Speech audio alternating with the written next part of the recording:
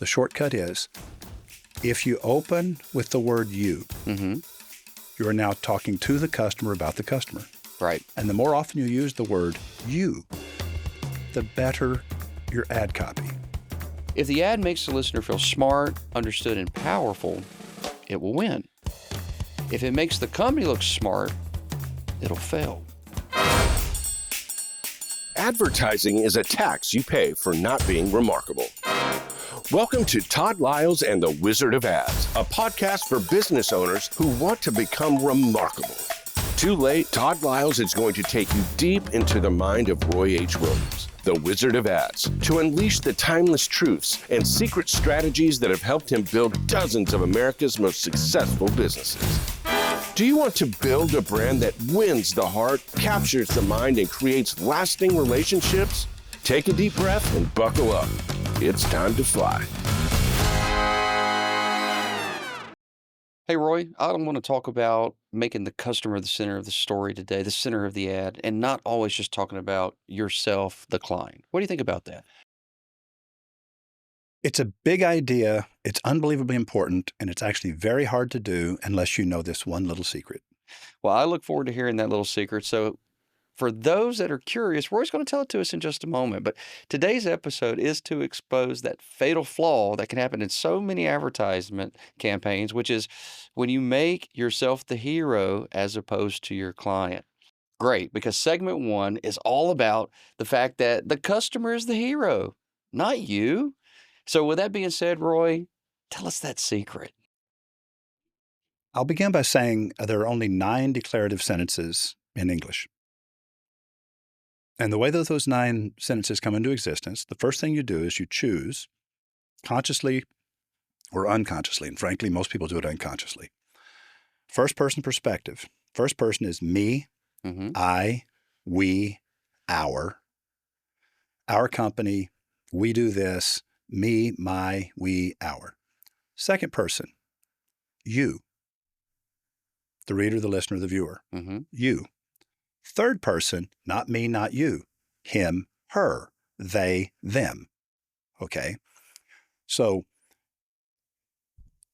years and years and years ago, probably 20 years ago, when I was first teaching this, Jeffrey and Brian Eisenberg put together a little calculator and it went viral because they have huge influence and they said it was the wee-wee calculator.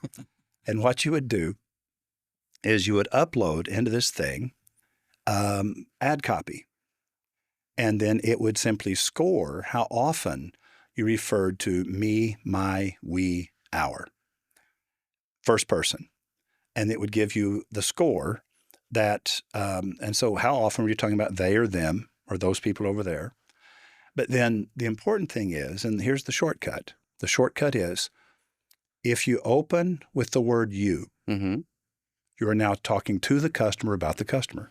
Right. And the more often you use the word you, the better your ad copy.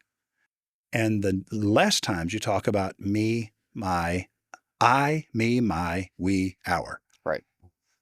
First person, everybody wants to write in the first person because they want to talk about themselves and their company.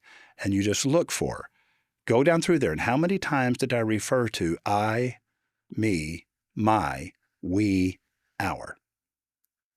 And then you said, okay, if I reframe this and come at it from a different angle, and this is the thing that I did in what now is an extremely famous radio ad for Rolex.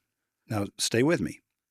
You are standing in the snow, 5½ miles above sea level, gazing at a horizon hundreds of miles away. It occurs to you that life here is very simple.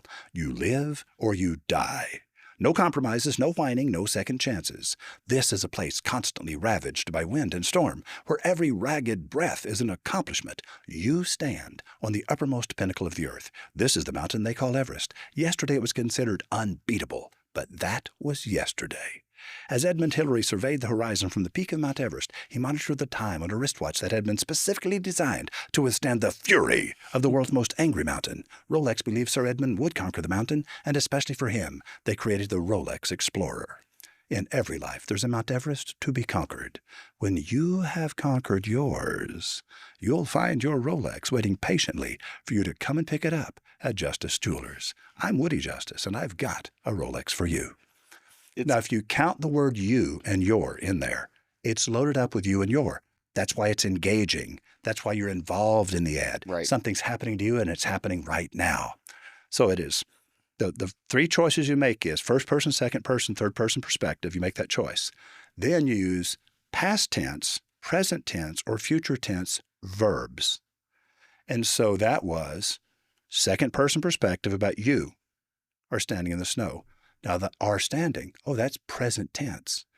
And so that's one of the 9 sentences is second person present tense.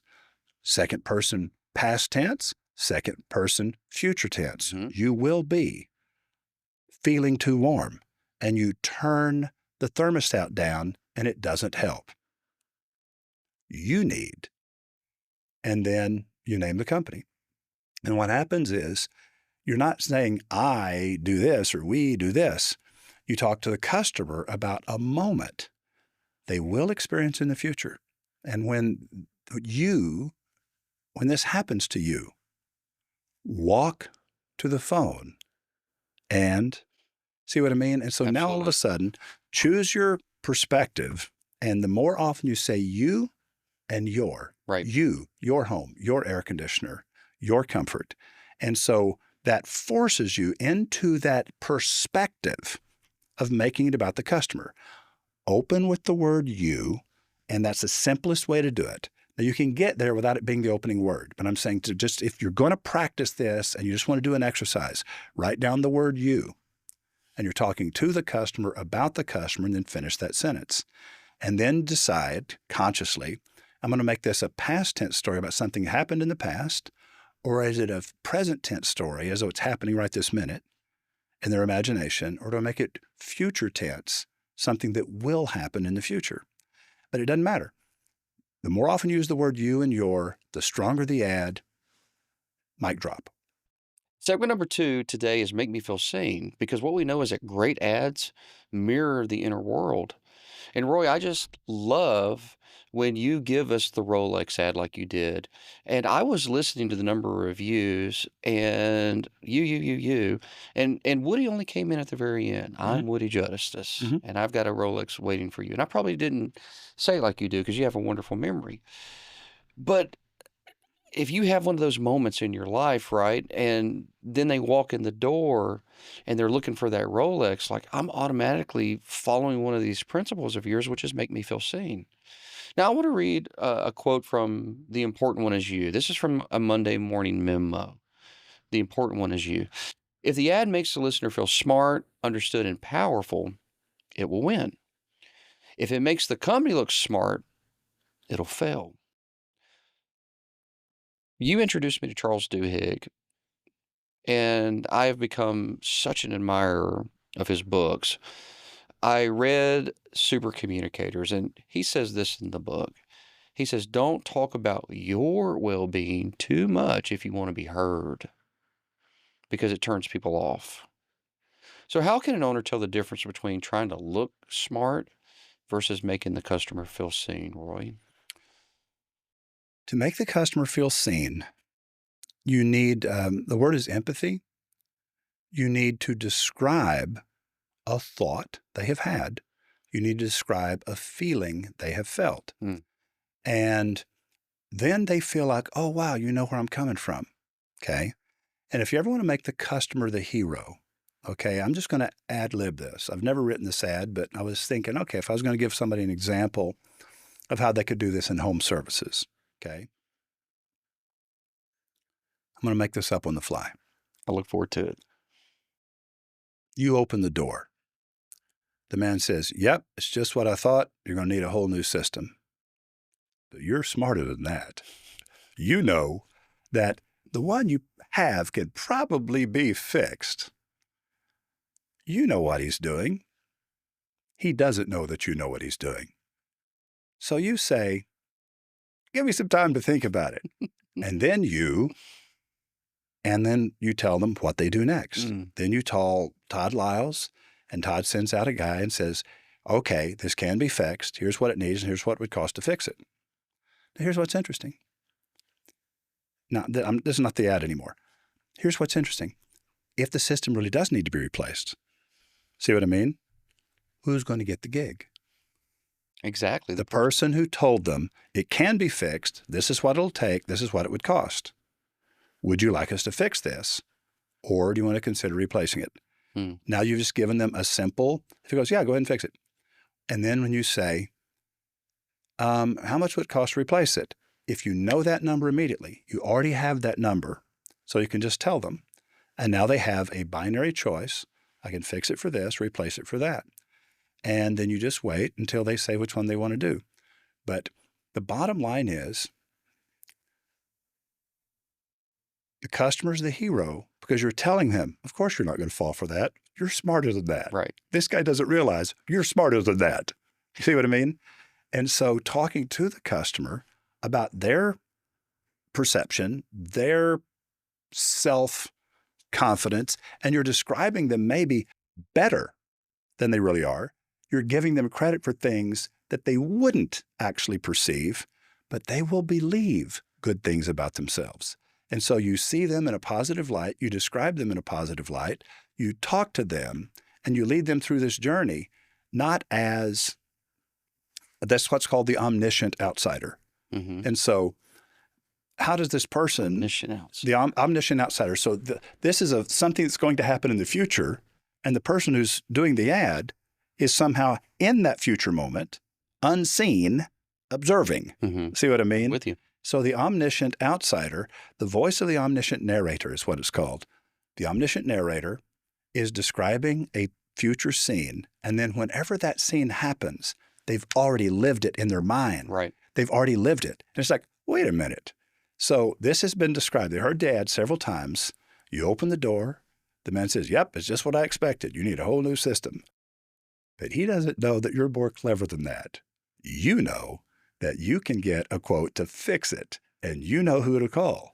And so the more times you use the word you, they're seeing themselves in the picture. They're seeing themselves taking this really smart action, right? Not being duped, not being a rube, right? Not being in a patsy. And so they're going, okay, and then what do I do? Well, here's what you do next. And then they go, okay, yeah, that's definitely what I would do. And so whatever it is you're describing that they would do, when that moment happens, it's called a recall cue. And when the person says, you need a whole new system, everything that happens after that is on autopilot because they've been there in their mind several times. They've been there in their mind. They've already lived this moment in their imagination every time they heard that ad. And recall, it's involuntary automatic recall. They will remember the name of the company, even though they couldn't have told you the name of the company 30 seconds earlier.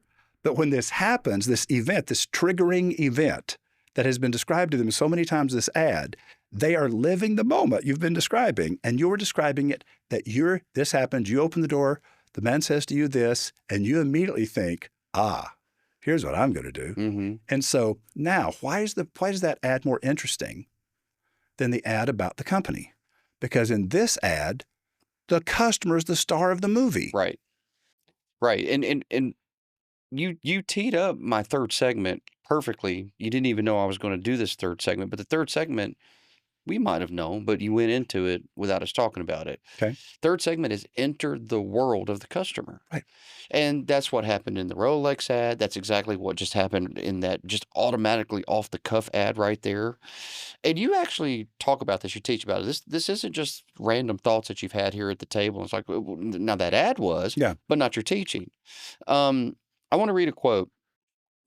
Another Monday morning memo, the second gravitational field. The quote is, the story you tell must not be about you. It must be about your customer and their life.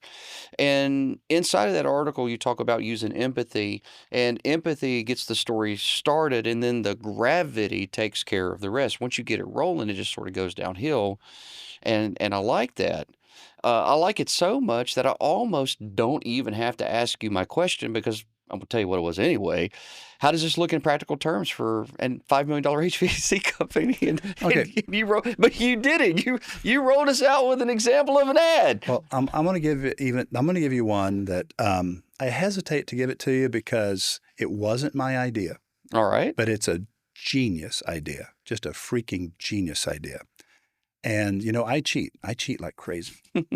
And the way that I cheat is I always work with companies that I know could definitely succeed without our help. And we just make them succeed bigger, faster. That's it. We only accelerate what was going to happen anyway. And good marketing will not save a broken company. Right. Good marketing will actually damage a broken company because now more people get pissed off quicker by being disappointed.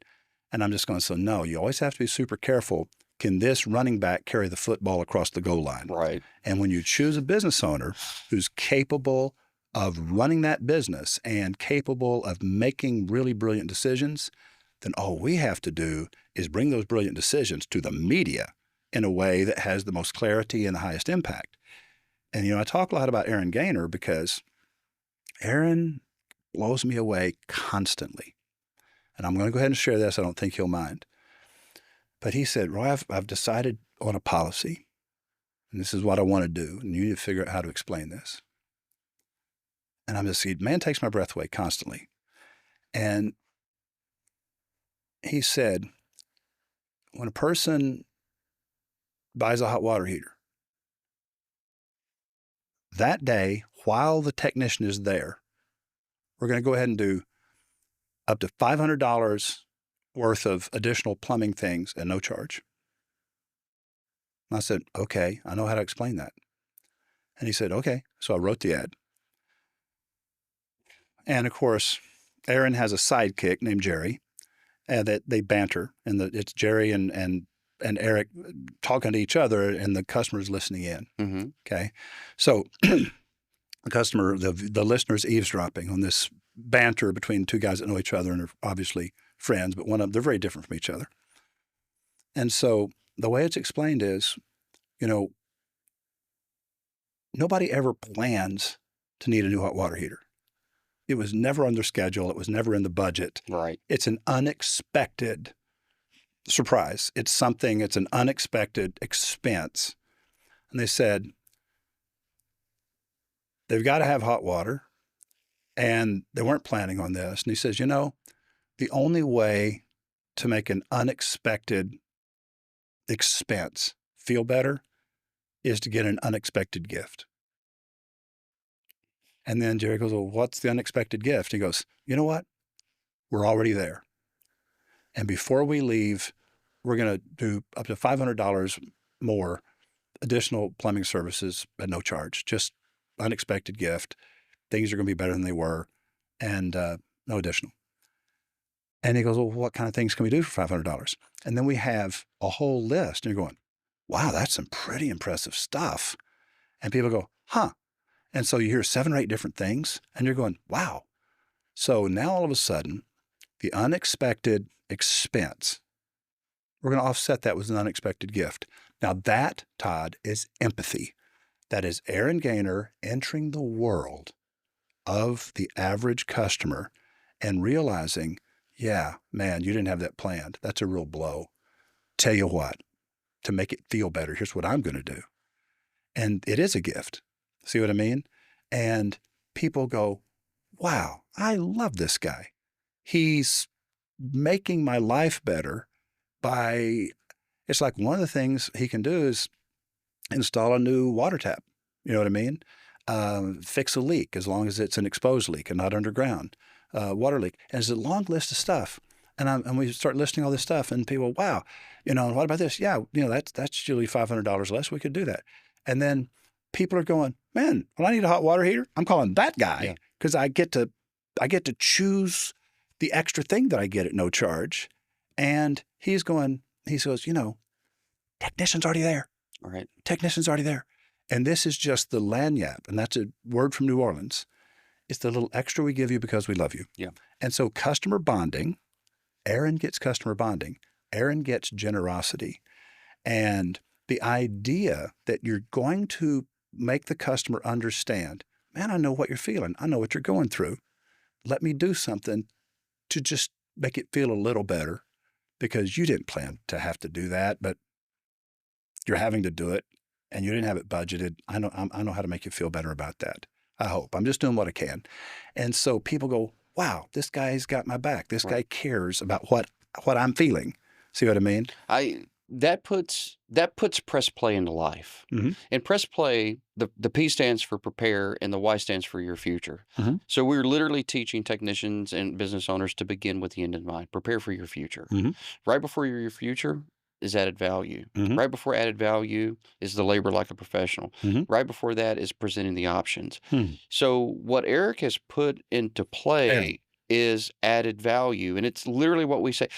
Before you leave and before you secure your future, after they've already said yes to things, if you haven't overwhelmed them and delighted them with something they never expected, you're Right. missing out. Yeah. Add value into their life that they never saw coming. And he just took it and said, I'm not even going to wait. Yeah. I'm just going to let you know I'm going to do this. I think Mhm. that's great. And so the thing is, in so very many of his ads, he'll tell me, here's what I've decided. And I'm not even suggesting these things. These are just things. He sits back and he puts himself in the shoes of the masses.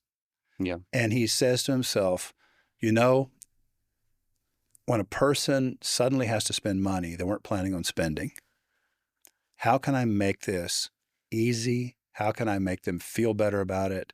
How can I let them know I'm in their corner, I'm on their side? And he comes up with so many different ways to communicate that, Mm-hmm. that you just, I mean, in Ohio, where he does business in 3 different towns, and it's like, my gosh, people love that guy. And Well- that's the purpose of marketing. Because Aaron Gaynor can put himself in the world of his clients, then he can help you put his company into their minds. Right. Right. And that's a thing that a lot of business owners, they actually lack. They Mhm. come to people like you, they come to people like me, and they don't want to do the execution part, Right. chief executive officer. They don't want to be executing. They want us to be executives. Like, no, you still own the damn thing Right. and have to make the big decisions. You make the decisions, and then we'll make it come to life for you. Right. And so whenever, and I guess what I'm saying is, Aaron instinctively puts himself in the shoes of the customer and tries to feel what they're feeling, tries to see what they're seeing, and then he makes decisions and announces it to his very huge team. Mm-hmm.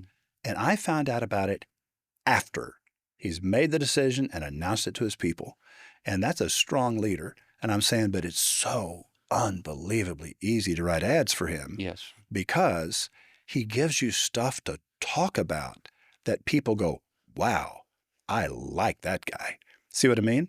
I totally see what you mean. And in a way, Aaron is practicing one of your principles, which is he is speaking a world into existence. Yep. And then you are taking it from there and making it come to life. He's anticipating a future event and how people are going to feel when that event happens. Right. And then I articulate it in a way so that it's easy to see in your mind. And then when you're living that moment, guess what comes rushing in? Because you've lived this moment in your imagination several times. Every time you hear the ad, you're living that moment. So when you're living it for real, what's called procedural memory is automatic involuntary recall. And automatic involuntary recall happens when you've enough repetition of this imagined future moment. When that moment happens and the trigger that you described happens, you need to replace your water heater. Yep. You weren't planning to have to do that. Boom, today's the day. See what I mean? Then when that happens, they immediately remember everything else that was in that ad. 100%. I think I have a good example for us to watch for our ad segment today. It's similar in the sense of Google, in the sense of it's a technology company. It's Amazon. Mhm. It's similar in the sense of the one that we watched in the last episode because you begin to see life in it, but it's dramatically different in its tone and its approach. Mhm. Roy, this one is what I think is very funny, and I think it's extraordinarily creative at putting people into the world. Mhm. So I'm just going to show you. Sure. I bet you haven't seen it. Baby! Coming. Alexa, turn down the thermostat. Okay, turning down thermostat. Ready. Huh, here we go. What do you think people did before Alexa? Alexa, turn the temperature down 2 degrees.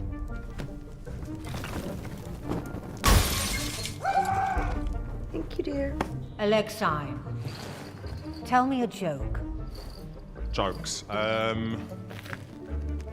God, you think I know loads? Look at me. Next. News. Get your news here. Alex, What's today's news? Doesn't matter. It's all fake.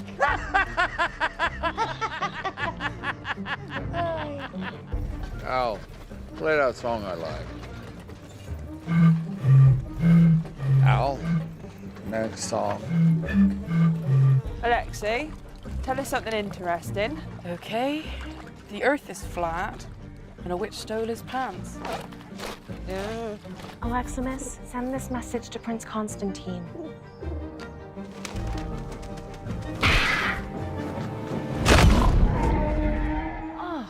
Alicia, remind me to delete those tapes. Yes, Mr. President. I ain't deleting. Yeah, I don't know what people did before Alexa. Alexa, play my favorite song.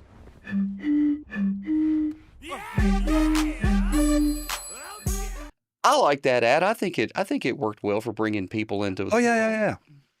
I remember in that ad, we're the voyeurs. We're the outsiders looking in.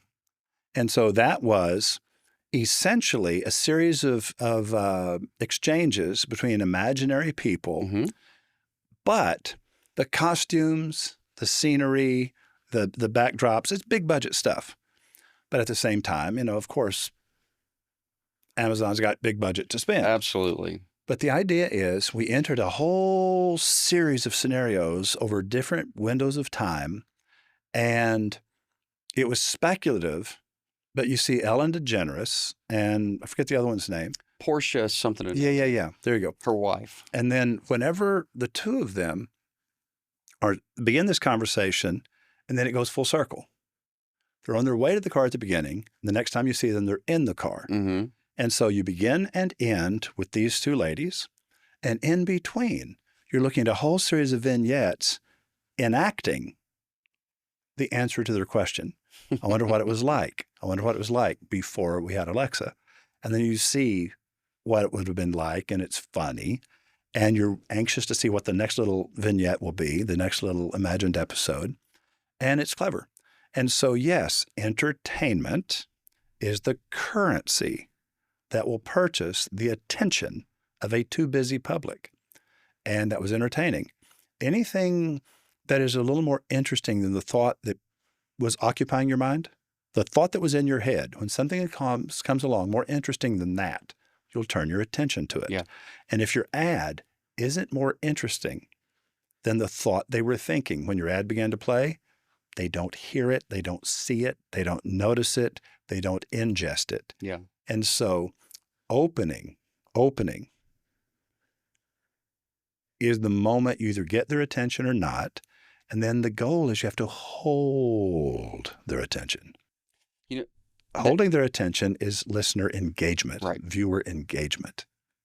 That ad, Roy, is one that I think that if I were an owner of a plumbing, electrical, or air conditioning company, that you could very easily repurpose with a smart copywriter. That concept could be reproduced for low budget money inside of someone's home, and just it could be reproduced on radio for nothing, but on television, setting up the scenes, it's like be a lot simpler than what they had. Yeah, way simpler. It could be done, but still yet staging each of the scenes and then editing that thing together.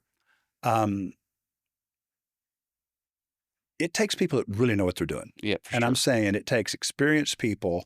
And so could it be done? Yeah.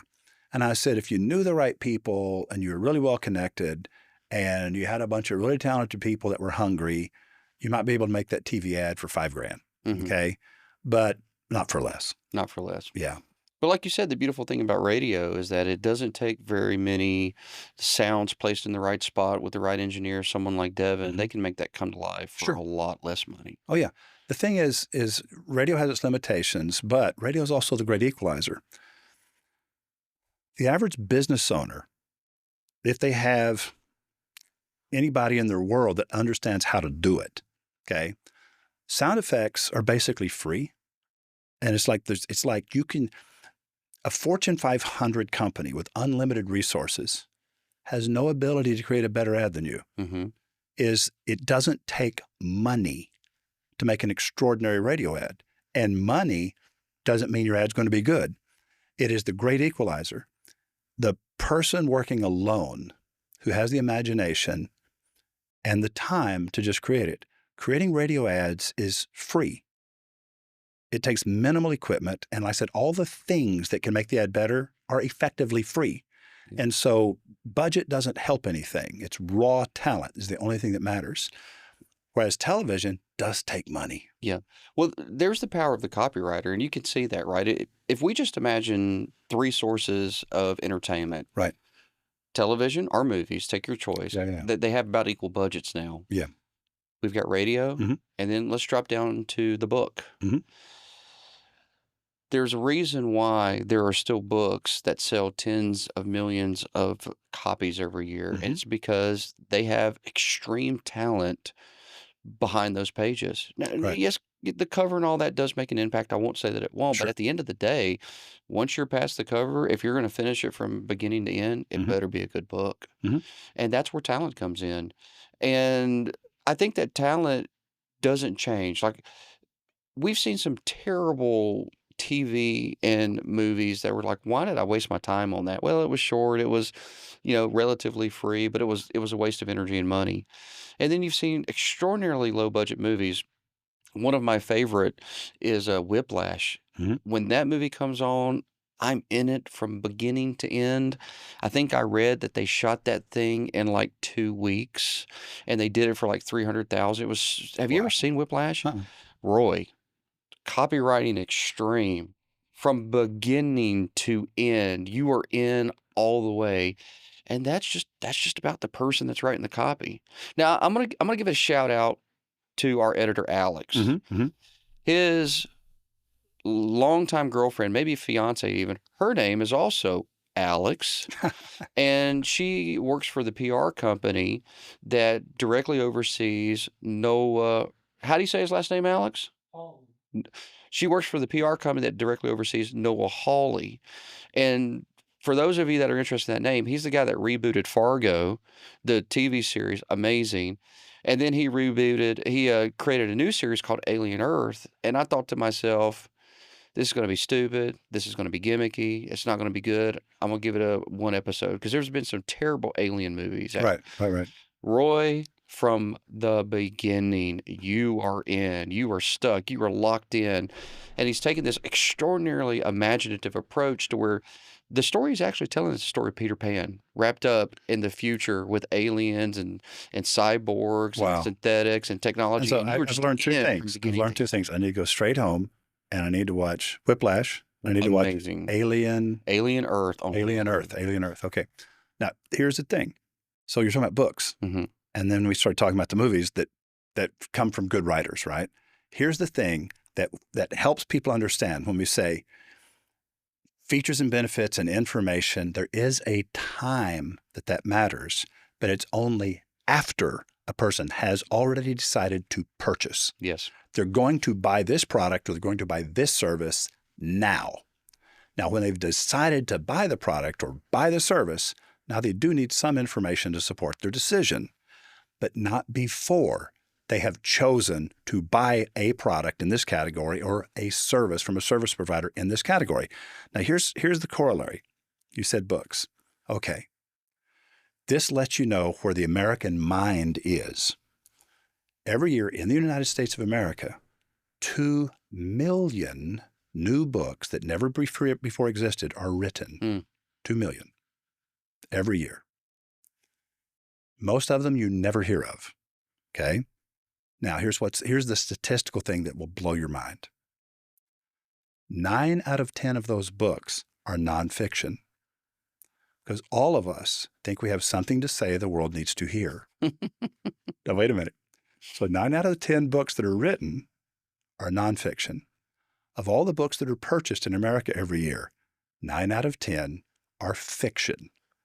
That is how much we love entertainment. And how much we don't give a crap about information, right? Now, you're rare. You read more nonfiction books than anybody I know because you're wanting to expand your learning and expand your mind. Writers don't do that. You know why? Writers learn from reading astoundingly good writing. And as a discipline, I very rarely read a book, only when it's extremely.